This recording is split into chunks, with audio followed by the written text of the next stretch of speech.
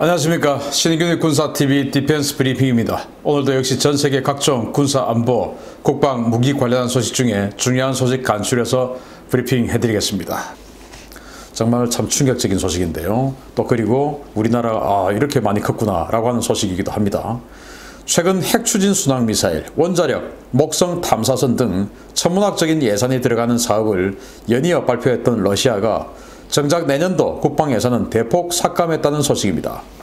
러시아 정부가 현지 시각 21일 국가두마에 제출한 내년도 예산안에서 국방 예산을 올해 대비 5% 삭감했다고 타스 통신이 현지 시각 21일 보도했습니다.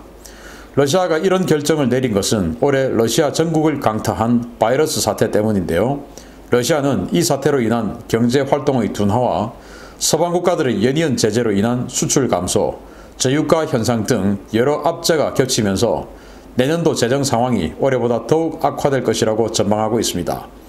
이 때문에 러시아는 내년 적자 예산안을 편성해서 정부 지출을 늘리되 국방 예산은 대폭 삭감하고 복지 예산을 늘리기로 했는데요.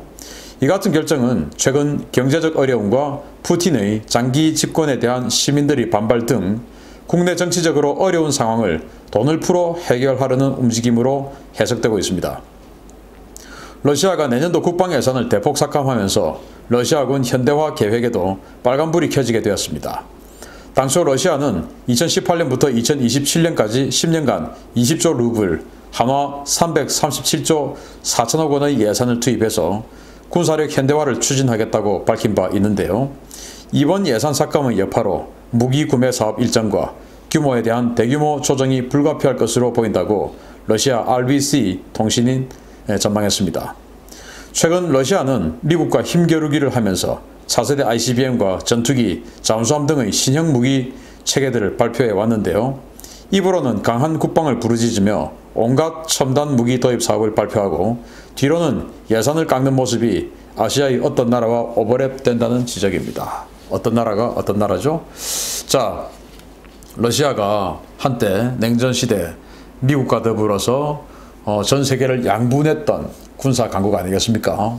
그러다가 이제 소련이 해체되고 그렇게 해서 소련이 가지고 있던 그 어마어마한 군사 장비들 도저히 운용할 수 있는 능력이 안 되죠. 군함 한 척 운용하는데 1년에 수백억 들어가고 잠수함 한 척 운용하는데 1년에 수백억 들어가고 항공모함 한 척 운용하는데 1년에 수백억 수천억 들어가는데 뭐 수천억까지는 아닙니다만 하여튼 뭐 한 2, 3천억 원 정도 들어가고 이거를 러시아가 어떻게 운영하겠습니까? 그래서 뭐 그런 것들 정말 멀쩡한 것도 전 패선 처리하고 자 이렇게 다 했던 나라가 러시아인데 그러다가 이제 천연가스, 석유 이런 것들이 이제 판매하고 하면서 또 푸틴 대통령 집권하고 하면서 이제 경제력이 상승을 했죠.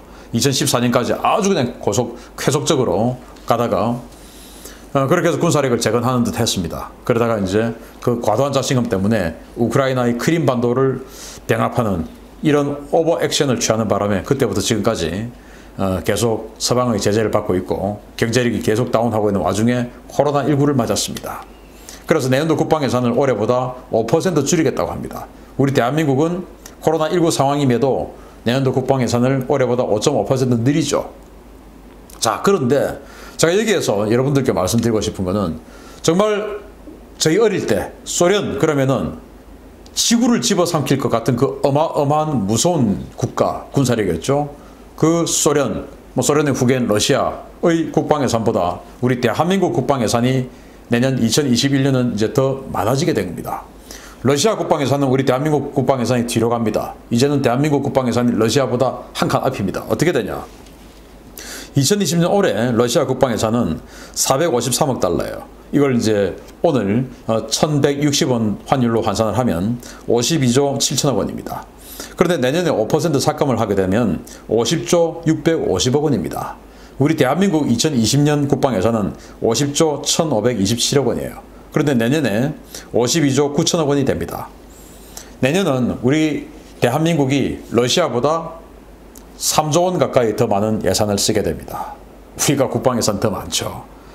이 말은 뭐냐? 우리도 잘 사용하면 러시아처럼 지금 이런 무지막지한 전략 무기들 정말 비싼 거죠. 운용하고 유지하는데도 정말 돈이 많이 들죠. 우리 이런 거 없어도 되지 않습니까? 가질 수도 없죠. 그러니까 이런 거 하지 않고도 정말 잘 예산을 집행을 하면은 우리도 군사 강국이 될 수 있다 라는 말씀을 드리겠는데, 이 국방 예산을 방만하게 그래 니들 육군 얼마 그냥 도식적으로 얼마 써, 해군 니들 도식적으로 얼마 써, 공군 알아서 해, 그러니까 니들 알아서 해, 이게 아니고 정말 국방 예산 제대로 쓰면 강력한 군사력 만들 수 있다.